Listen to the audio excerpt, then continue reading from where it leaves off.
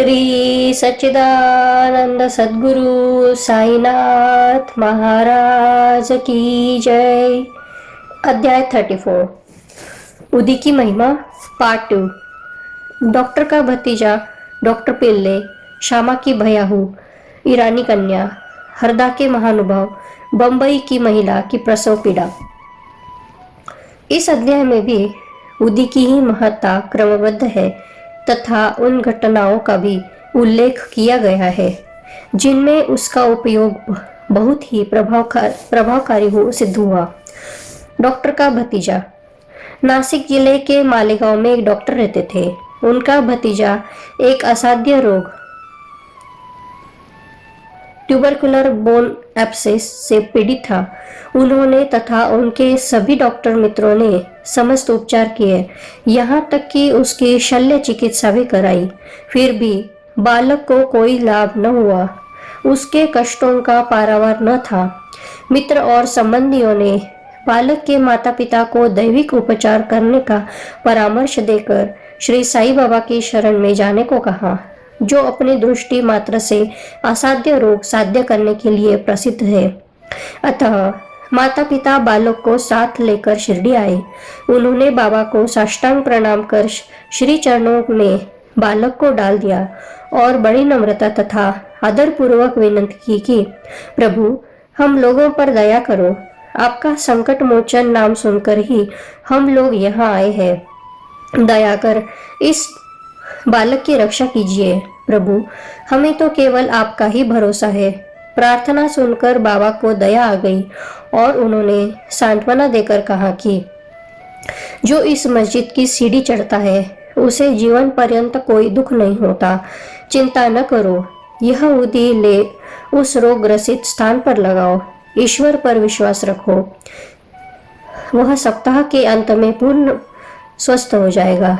यह मस्जिद नहीं, यह तो द्वारकावती है और जो इसकी सीढ़ी चढ़ेगा उसे स्वास्थ्य और सुख की प्राप्ति होगी तथा उसके कष्टों का अंत हो जाएगा। बालक को बाबा के सामने बिठाया गया। वे उस रोगग्रस्त स्थान पर अपना हाथ फेरते हुए दयापूर्ण दृष्टि से बालक की ओर निहारने लगे। रोगी अप्रसन्न रहने लगा और उदी के लेप से बालक थोड़े समय में ही स्वस्थ हो गया। माता पिता अपने को बाबा का ऋणी और कृतज्ञ मानकर बालक को लेकर शिरडी से चले गए। यह लीला देखकर बालक के काका को, जो डॉक्टर थे, महान आश्चर्य हुआ तथा उन्हें भी बाबा के दर्शनों की तीव्र उत्कंठा हुई। इसी समय जब वे कार्यवश बंबई जा रहे थे, तभी मालेगांव और मनमाड़ के निकट किसी ने बाबा के विरुद्ध उनके कान भर दिए। इस कारण वे शिरडी जाने का विचार त्याग कर सीधे बंबई चले गए।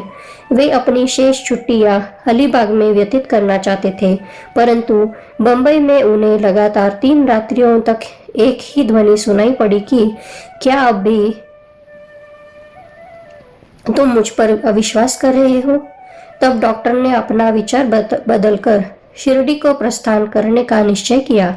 बंबई में उनके एक रोगी को सांसर्गिक ज्वर आ रहा था, जिसका तापक्रम कम होने का कोई लक्षण दिखाई न देने के कारण उन्हें ऐसा लग रहा था कि कहीं शिरडी की यात्रा स्थगित न करनी पड़े। उन्होंने अपने मन ही मन एक परीक्षा करने का विचार किया कि यदि रोगी आज अच्छा हो जाए तो कल ही मैं शिरडी के लिए प्रस्थान कर दूंगा। आश्चर्य है कि जिस समय उन्होंने यह निश्चय किया, ठीक उसी समय से ज्वर में उतार होने लगा और ताप क्रमशः सामान्य स्थिति पर पहुंच गया। तब वे अपने निश्चयानुसार शिरडी पहुंचे और बाबा का दर्शन करके उन्हें प्रणाम किया। बाबा ने उन्हें कुछ ऐसे अनुभव दिए कि वे सदा के लिए उनके भक्त हो गए। डॉक्टर वहां 4 दिन ठहरे और उदी तथा आशीर्वाद प्राप्त कर घर वापस आ गए। एक पखवाड़े में ही पदोन्नति पाकर उनका स्थानांतरण विजापुर को हो गया। भतीजे की रोग मुक्ति ने उन्हें बाबा के दर्शनों का सौभाग्य दिया तथा शिरडी की यात्रा ने उनके श्री साई के चरणों में प्रगाढ़ प्रीति उत्पन्न कर दी। डॉक्टर पिल्ले। डॉक्टर पिल्ले बाबा के एक निष्ठ भक्त थे। इसी कारण वे उन पर अधिक स्नेह रखते थे और उन्हें सदा भाऊ कहकर पुकारते तथा हर समय उनसे वार्तालाप करके प्रत्येक विषय में परामर्श भी लिया करते थे। उनकी सदैव यही इच्छा रहती थी कि वे बाबा के समीप ही वह बने रहे। एक बार डॉक्टर पिल्ले को नासुर हो गया। वे काका साहेब दीक्षित से बोले कि मुझे असह्य पीड़ा हो रही है और मैं अब इस जीवन से मृत्यु को अधिक श्रेयस्कर समझता हूँ। मुझे ज्ञात है कि इसका मुख्य कारण मेरे पूर्व जन्मों की कर्म ही है। जाकर बाबा से कहो कि वे मेरी यह पीड़ा दूर करे। मैं अपने पिछले जन्म के कर्मों को अगले 10 जन्मों में भोगने को तैयार हूँ।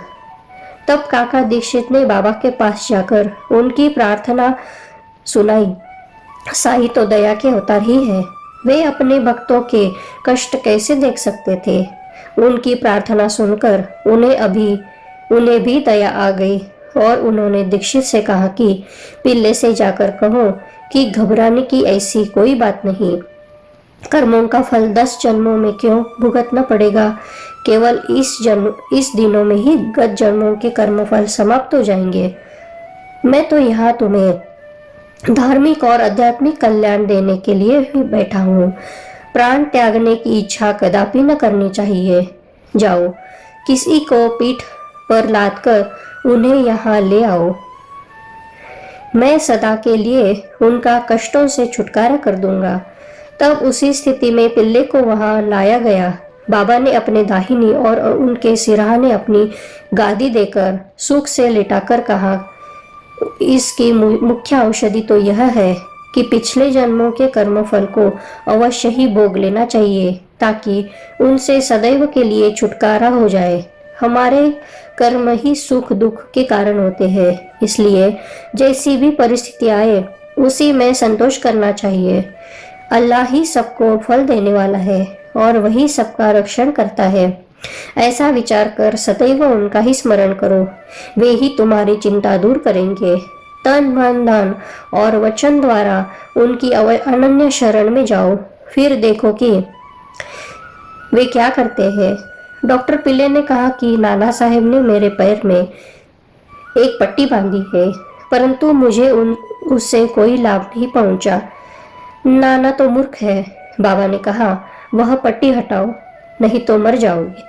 थोड़ी देर में ही एक कौवा आएगा और वह अपनी चोंच इससे मारेगा, तब तुम शीघ्र ही अच्छे हो जाओगे। जब यह वार्तालाप हो ही रहा था कि उसी समय अब्दुल, जो मस्जिद में झाड़ू लगाने तथा दिया बत्ती आदि स्वच्छ करने का कार्य करता था, वहां आया। जब वह दिया बत्ती स्वच्छ कर रहा था तो अचानक ही उसका पैर डॉक्टर पिल्ले के नासुर वाले पैर पर जा पड़ा। पैर तो सूजा हुआ था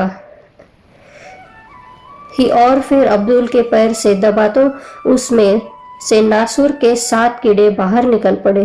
कष्ट असहनीय हो गया और डॉक्टर पिल्ले उच्च स्वर में चिल्ला पड़े, किंतु कुछ समय के बाद वे शांत होकर गीत गाने लगे।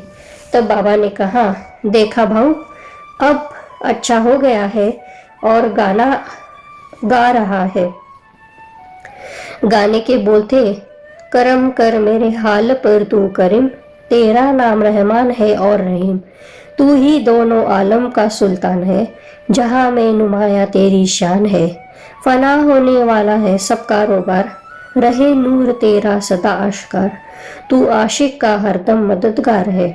फिर डॉक्टर पिल्ले ने पूछा कि वह कौवा कब आएगा और चोंच मारेगा। बाबा ने कहा, अरे क्या तुमने कौवे को नहीं देखा? अब वह नहीं आएगा। अब्दुल, जिसने तुम्हारा पैर दबाया, वही कौवा था। उसने चोंच मारकर नासुर को हटा दिया। वह अब फिर से क्यों आएगा? अब जाकर वाड़े में विश्राम करो, तुम शीघ्र ही स्वस्थ हो जाओगे। उदी लगाने और पानी के साथ पीने से बिना किसी औषधि या चिकित्सा के वे 10 दिनों में ही निरोग हो गए, जैसा कि बाबा ने उनसे कहा था। श्यामा के छोटे भाई की पत्नी। सावली विहीर के समीप श्यामा के छोटे भाई पापाजी रहते थे। एक बार उनकी पत्नी को गिल्टियों वाला प्लेग हो गया। उसे ज्वर हो गया और उसकी जांघ में प्लेग की 2 गिल्टियां निकल आई। बापा जी दौड़कर श्यामा के पास आए और सहायता के लिए चलने को कहा। श्यामा भयभीत हो उठे। उन्होंने सदैव की भांति बाबा के पास जाकर उन्हें नमस्कार किया और सहायता के लिए उनसे प्रार्थना की तथा भाई के घर जाने की अनुमति मांगी। बाबा ने कहा कि इतनी रात्रि व्यतीत हो चुकी है, अब इस समय तुम कहाँ जाओगे? केवल उदी ही भेज दो। ज्वर और गिल्टी की चिंता क्यों करते हो? भगवान तो अपने पिता और स्वामी है, वह शीघ्र ही स्वस्थ हो जाएगी। अभी मत जाओ, प्रातःकाल जाना और शीघ्र ही लौट आना। श्यामा को तो उस मृत संजीवनी उदी पर पूर्ण विश्वास था। उसे ले जाकर उसके भाई ने थोड़ी सी उदी गिल्टी और माथे पर लगाई और कुछ जल में घोलकर रोगी को पिला दी। जैसे ही उसका सेवन किया गया, वैसे ही पसीना प्रवाहित होने लगा। ज्वर मंद पड़ गया और रोगी प्रगाढ़ निद्रा में निमग्न हो गया। दूसरे दिन बापा जी ने अपनी पत्नी को स्वस्थ देखकर बड़ा आश्चर्य प्रकट किया कि न तो ज्वर है और न गिल्टी का कोई चिन्ह है। दूसरे दिन जब श्यामा बाबा की आज्ञा प्राप्त कर वहां पहुंचे तो अपने भाई की स्त्री को चाय बनाते देखकर उन्हें बड़ा आश्चर्य हुआ। अपने भाई से पूछताछ करने पर उन्हें पता चला कि बाबा की उदी ने एक रात्रि में ही रोग को समूल नष्ट कर दिया है। तब श्यामा को बाबा के शब्दों का मर्म समझ में आया कि प्रातः काल जाओ और शीघ्र लौट कर आओ। चाय पीकर श्यामा लौट आया और बाबा को प्रणाम करने के पश्चात कहने लगा कि देवा, यह क्या नाटक है? पहले बवंडर उठाकर हमें अशांत कर देते हो, फिर हमारी शीघ्र सहायता कर सब ठीक ठाक कर देते हो। बाबा ने उत्तर दिया कि तुम्हें ज्ञात होगा कि कर्म पथ अति रहस्यपूर्ण है। यद्यपि मैं कुछ भी नहीं करता, फिर भी लोग मुझे ही कर्मों के लिए दोषी ठहराते हैं। मैं तो एक दर्शन मात्र ही हूँ। केवल ईश्वर ही एक सत्ताधारी और प्रेरणा देने वाले हैं। वे ही परम दयालु है। मैं न तो ईश्वर हूँ और न मालिक, केवल उनका एक आज्ञाकारी सेवक ही हूँ और सदैव उनका स्मरण किया करता हूँ।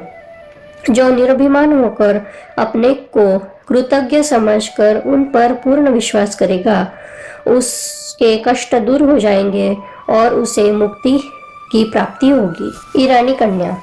अब एक ईरानी भद्र पुरुष का अनुभव पढ़िए। उनकी छोटी कन्या घंटे घंटे पर मूर्छित हो जाया करती थी। उसके दांत कस जाते थे, उसके हाथ पैर ऐंठ जाते और वह बेहोश होकर भूमि पर गिर पड़ती थी। जब नाना प्रकार के उपचारों से भी उसे कोई लाभ न हुआ, तब कुछ लोगों ने उस ईरानी से बाबा की उदी की बहुत प्रशंसा की और कहा कि वह विले पार्ला में काका साहेब दीक्षित के पास से प्राप्त हो सकती है। तब ईरानी महाशय ने वहां से उदी लाकर जल में घोलकर अपनी बेटी को पिलाया। प्रारंभ में जो दौरे 1 घंटे के अंतर से आया करते थे, बाद में वो 7 घंटे के अंतर से आए और कुछ दिनों के पश्चात तो वह पूर्ण स्वस्थ हो गई। हरदा के महानुभव। हरदा के एक महानुभव पथरी रोग से ग्रस्त थे। यह पथरी केवल शल्य चिकित्सा द्वारा ही निकाली जा सकती थी। लोगों ने भी उन्हें ऐसा ही करने का परामर्श दिया। वे बहुत ही वृद्ध तथा दुर्बल थे और अपनी दुर्बलता देखकर उन्हें शल्य चिकित्सा कराने का साहस न हो रहा था। इस हालत में उनकी व्याधि का और इलाज ही क्या था। इसी समय नगर के इनामदार भी वहां आए हुए थे, जो बाबा के परम भक्त थे तथा उनके पास उदी भी थी। कुछ मित्रों के परामर्श देने पर उनके पुत्र ने उनसे कुछ उदी प्राप्त कर अपने वृद्ध पिता को जल में पिलाकर पीने को दी। केवल 5 मिनट में ही उदी के पेट में जाती ही पथरी मल मूत्रेंद्रिय के द्वार से बाहर निकल गई और वह वृद्ध शीघ्र ही स्वस्थ हो गया। बंबई की महिला की प्रसव पीड़ा। बंबई की कायस्थ प्रभु जाति की एक महिला को प्रसव काल में असहनीय वेदना हुआ करती थी। जब वह गर्भवती हो जाती तो बहुत घबराती और किंकर्तव्य मूढ़ हो जाया करती थी। इसके उपचारार्थ उनके एक मित्र श्रीराम मारुति ने उसके पति को सुझाव दिया कि यदि इस पीड़ा से मुक्ति चाहते हो तो अपनी पत्नी को शिरडी ले आओ। पुनः जब उनकी स्त्री गर्भवती हुई तो वे दोनों पति पत्नी शिरडी आए और वहां कुछ मास ठहरे। वे बाबा की नित्य सेवा करने लगे। उन्हें बाबा के सत्संग का भी बहुत लाभ हुआ। कुछ दिनों के पश्चात जब प्रसव काल समीप आया तब सदैव की भांति गर्भाशय के द्वार में रुकावट के साथ अधिक वेदना होने लगी। उनकी समझ में नहीं आता था कि अब क्या करना चाहिए। थोड़ी ही देर में एक पड़ोसिन आई और उसने मन ही मन बाबा से सहायता की प्रार्थना कर जल में उदी मिला उसे पीने को दी। तब केवल 5 मिनट में ही बिना किसी कष्ट के प्रसव हो गया। बालक तो अपने भाग्यानुसार ही उत्पन्न हुआ, परंतु उसकी माँ की पीड़ा और कष्ट सदा के लिए दूर हो गए। वे अपने को बाबा का बड़ा कृतज्ञ समझने लगे और जीवन पर्यंत उनके आभारी बने रहे। श्री सद्गुरु साईनाथार्पणमस्तु। शुभम भवतु। श्री सच्चिदानंद सद्गुरु साईनाथ महाराज की जय।